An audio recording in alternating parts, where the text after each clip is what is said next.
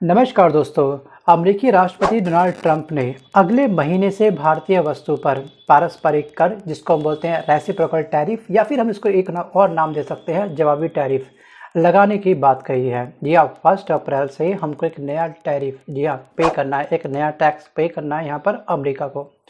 सो बस इस घोषणा के मद्देनज़र अब ये माना जा रहा है कि भारत के खिलाफ ट्रंप का टैरिफ अमेरिकियों के लिए गले की फांस बन सकता है। ना ही निगलते बन रहा है, ना ही उगलते बन सकता है, क्योंकि अमेरिका में दवाओं की कीमतें बढ़ सकती हैं, क्योंकि लाखों अमेरिकियों को अपनी दवा के लिए अधिक रकम चुकानी पड़ सकती है। चलिए आपको इन शॉर्ट में कि टैरिफ होता क्या है, इसकी क्या परिभाषा है, तो आपको छोटा सा ओवरव्यू दे दूं कि हमारे भारत में कोई भी अगर वस्तु निर्मित होती है तो जिस कंट्री में हमारी वस्तु बिकने के लिए उतरेगी उसकी ज़मीन पर तुरंत ही हमको एक टैरिफ पे करना होता है, एक टैक्स पे करना होता है। और टैक्स कितना होगा ना, वो कंट्री डिसाइड करती है, चाहे वो 10% बोले, 100% बोले, या फिर 150% ही क्यों ना बोले। अभी याद होगा आपको, कुछ समय पहले ट्रंप ने हमको ही धमकी दी थी ब्रिक्स देशों को कि आखिरकार अगर आप अपनी सेपरेट करेंसी लॉन्च करते हो ब्रिक्स देश मिल करके, तो मैं आपके ऊपर 150% टैरिफ लगा दूंगा। सोचिए, उसके बाद ये हमारा जो मनसा थी, जो हमारी इच्छा थी, वो क्या हो गई, ठंडे बस्ते में जा पहुंची। सो बस डॉलर में व्यापार करके हम तमाम देशों को एक बहुत बड़ा लॉस होता है, और उसके ऊपर ये हमारे ऊपर टैरिफ लगा रहे हैं। लेकिन दोस्तों, टैरिफ की जो बाढ़ है ना, ये बाढ़ इनका ट्रंप का यू टर्न ले चुका है। क्यों?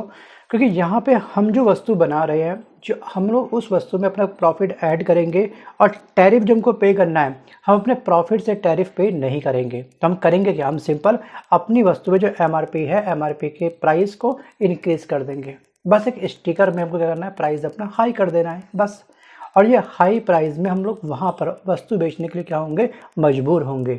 हमको मजबूर करा जा रहा है ट्रंप के द्वारा। और फाइनली क्या होगा, जो अमेरिका में जो जनता रह रही है उनके ऊपर इस बढ़े हुए प्राइस का दबाव बनेगा। आप देख रहे हैं शेयर मार्केट का हाल अमेरिका में क्या हो चुका है लगातार। जी हाँ, आर्थिक मंदी के फिर से एक बार आसार पूरी तरीके से बन चुके हैं। केवल किसकी वजह से? ट्रंप की जिद की वजह से। सिर्फ लाखों अमेरिकियों को अपनी दवा के लिए अधिक रकम चुकानी पड़ सकती है। जी हाँ, दवा, मेडिसन एक ऐसी चीज़ है दोस्तों, जिसका प्राइस अगर जितना भी बढ़ जाएगा और जिसके पास पैसा होगा वो उसको किसी भी हालत में खरीदेगा। ठीक है, ये कोई आपके प्याज नहीं है कि प्याज महंगे हुए, चलिए ठीक है जीरे से काम चला लो, या फिर टमाटर महंगा हुआ, चलो भाई खटाई से काम चला लो। दवाई दवाई है, और दवा की इसको आवश्यकता होती है ना, वो किसी भी हालत में उस दवा को परचेस करेगा। क्योंकि मेडिकल में ना इंसान कुछ नहीं देखता। जी आप, बड़े से बड़े आपने देखा होगा इलाज में लोगों के घर बिक जाते हैं, ज़मीनें, खेत खलियान सब बिक जाता है, ज्वेलरी बिक जाती हैं, घर का एक चप्पा चप्पा सामान बिक जाता है। सो गाइस, ये दबाव शायद अभी समझ नहीं पा रहे हैं डोनाल्ड ट्रंप। जी हाँ, बिजनेसमैन माइंड बहुत तगड़ा है इनका, लेकिन शायद इस बार इनका बिजनेसमैन माइंड नहीं चल रहा है। सो गाइस, गौरतलब ये है कि पिछले सप्ताह वाणिज्य मंत्री पीयूष गोयल ने अधिकारियों के साथ में आज चर्चा के लिए अमेरिका के एक, जी हाँ, अनिर्धारित यात्रा करी थी। और इस यात्रा का उद्देश्य था कि व्यापार समझौते पर सहमति बनाना। जी हाँ, अमेरिका के अधिकारियों के साथ। उनकी ये यात्रा ट्रंप की इस घोषणा के बाद हुई, जब उन्होंने ये कहा था कि अमेरिकी वस्तुओं पर भारत के टैरिफ के जवाब में, जी हाँ, वे 2 अप्रैल से भारत पर भी जवाबी टैरिफ लगा देंगे। राइट। अब यहाँ पे दवाओं जैसे भारत के महत्वपूर्ण निर्यात उद्योगों पर जो टैक्स है, टैक्स की वृद्धि को गोयल, जी हाँ, रोकना चाहते थे। हमने अपनी तरफ से दोस्तों प्रयास कर दिया। जैसे आपको पता होगा कि यहाँ पर रामायण के अंदर, जी हाँ, अंगद को भेजा गया था रावण के पास, ठीक है, समझाने के लिए कि इस युद्ध से ज़्यादा फायदा है नहीं। फिर उसके बाद हमारे भगवान हनुमान जी भी, जी हाँ, रावण के पास गए थे उसे समझाने के लिए कि भैया युद्ध मत करो, ठीक है, सीता मैया को वापस श्री राम जी के पास भेज दो। ठीक है, लेकिन वो नहीं माने थे। और फाइनली क्या हुआ लास्ट में, आपको अच्छे से मालूम होगा। अब दोस्तों, यहाँ पर एक रिपोर्ट है ट्रेड रिसर्च एजेंसी, ठीक है, ग्लोबल ट्रेड रिसर्च जो इनिशिएटिव है, जिसको बोलते हैं GTRI। इसके अकॉर्डिंग, ठीक है, इसके अकॉर्डिंग जो फार्मासिस्ट जो हमारा क्षेत्र है, जो फार्मा एरिया है, भारत का सबसे बड़ा औद्योगिक निर्यात है। मैक्सिमम हम लोग दोस्तों जो दवाई बनाते हैं ना, उसका मैक्सिमम एक्सपोर्ट करते हैं। और भारत सालाना लगभग 12.7 बिलियन डॉलर की दवाओं का निर्यात करता है, जिस पर लगभग कोई कर नहीं देना पड़ता। हालांकि भारत में आने वाली अमेरिकी दवाओं पर 10.91% शुल्क लगता है। जो हम अमेरिका से दवाई मंगवा रहे हैं ना, उस पर ये हमसे 10.91%, चलिए मोटा मोटा मान लीजिएगा 11% टैक्स ये हमसे क्या होता है, वसूल करता है। और अमेरिका द्वारा कोई भी जी आप पारस्परिक टैरिफ हमने अब तक नहीं लगाया है। आप ठीक है अपने देश हमारी वस्तु मंगवाओ, ठीक है, कोई दिक्कत नहीं। लेकिन यहाँ पर अब ये जो नया ट्रम्प कार्ड चल रहे हैं, इससे क्या होगा, हमारे रिश्तों में खटास आएगी। अब अमेरिका में इस्तेमाल होने वाली लगभग आधी जेनेरिक दवाएं हैं वो अकेले भारत से आती हैं। जी हाँ, अमेरिका में। और ये दवाई दोस्तों ब्रांड नाम वाली दवाओं के मुकाबले काफ़ी सस्ती होती हैं। अमेरिका में डॉक्टर मरीजों को जिन 10 दवाओं को जी हाँ लिखते हैं या फिर लेने की सलाह देते हैं, ध्यान रखिएगा कि उसमें से 9 दवाएं भारत जैसे देशों से जी हाँ आयात की जाती हैं। अमेरिका का पूरा हेल्थ डिपार्टमेंट या फिर हेल्थ सेक्टर भारत पर डिपेंड है। अगर 1 साल के लिए दवाई रोक दी गई ना, और वहाँ पर जो पेशेंट परेशान होंगे, जी हाँ, उनके जो अपने फैमिली मेम्बर जब सड़कों पर उतरेंगे इस सरकार के खिलाफ, तब शायद इनको आ सकती है अक्ल। जी हाँ, जब दांत खट्टे होंगे ना, क्योंकि दांत खट्टे करेगी वहाँ की जनता। आपने देखा होगा जब भी जनता सड़कों पर उतरी है तो वो सरकार क्या हुई है, धराशायी हुई है। सो गाइस, ट्रम्प का ये जो 2.0 का ये जो कार्यकाल है, ठीक है, पहले ही दिन जो बाइडेन के 100 में से 78 फैसलों को क्या करा, इन्होंने पलट दिया था। उसके बाद से ही लगातार ये जो एक्शन ले रहे हैं, खासतौर पर टैरिफ को लेकर के, इन्होंने यूरोपीय संघ के साथ में भी क्या ले लिया है, पंगा मोल ले लिया है। मानता हूँ कि यूरोपीय संघ फिलहाल इतना कैपेबल नहीं है कि इनके ऊपर काउंटर वार कर सके टैरिफ के, क्योंकि यूरोपीय संघ को बनाने में कहीं ना कहीं दोस्तों अमेरिका का बहुत बड़ा योगदान है। जी हाँ, इनफैक्ट जब को नाटो संगठन है उसको भी तैयार करने में जी हाँ अमेरिका का एक बहुत बड़ा योगदान है।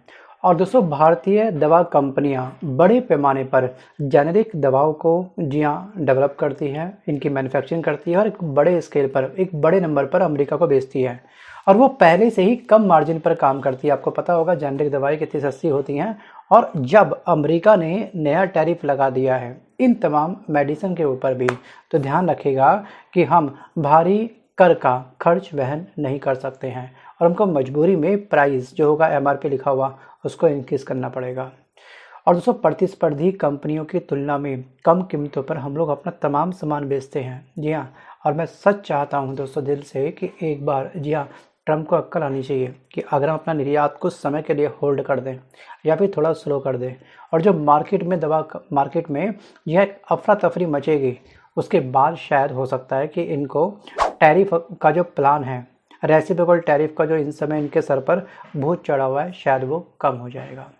तो गाइस, सबसे बड़े फार्मा बाजार में दोस्तों हार्ट की दवाई जो होती हैं, ठीक है, महिलाओं की हेल्थ से संबंधित दवाई इसमें शामिल है, और जो स्किन की दवा होती है वो दवा इसमें शामिल है। सोचिए, इतनी मेजर प्रॉब्लम की दवा हम लोग बनाते हैं, ठीक है, वहाँ पर उनकी हेल्थ को लेकर के हम लोग सपोर्ट कर रहे हैं। जेनेरिक दवाएं उनको कम रेट पर, कम मार्जिन पे हम उनको प्रोवाइड कर रहे हैं। उसके बाद जी हाँ, ट्रम्प जी हमारे साथ ऐसा कर रहे हैं।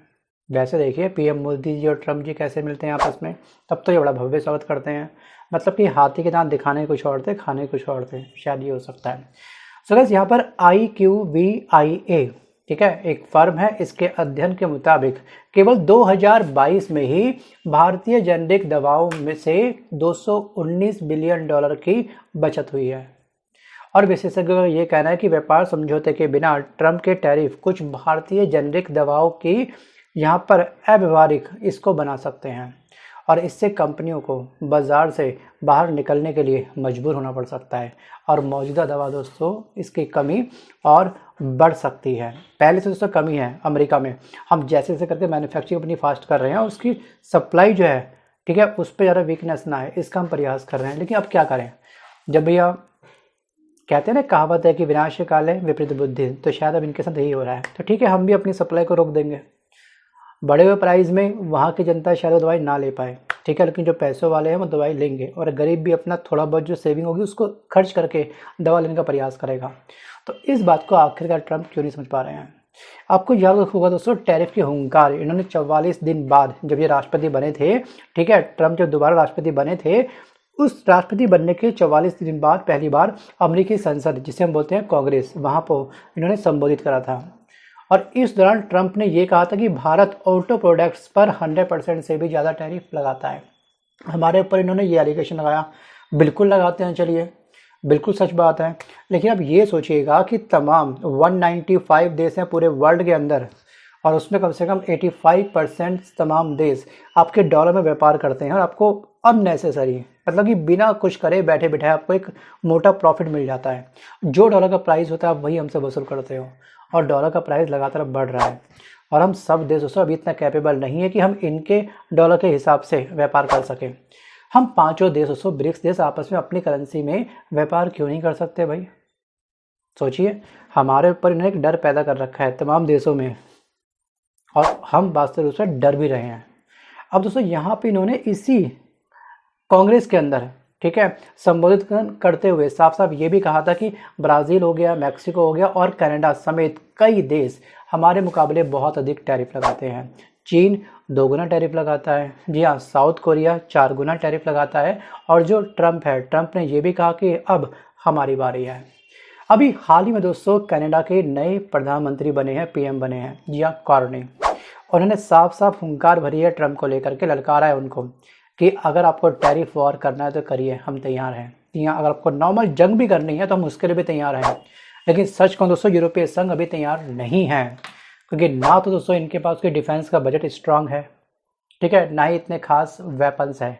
28 देश मिल करके, ठीक है, ये जो आपका यूरोपीय संघ है, तमाम इस देश के बड़े बड़े जो भी पीएम है, राष्ट्रपति हैं, लगातार मीटिंग कर रहे हैं इस धमकी के बाद ट्रंप की।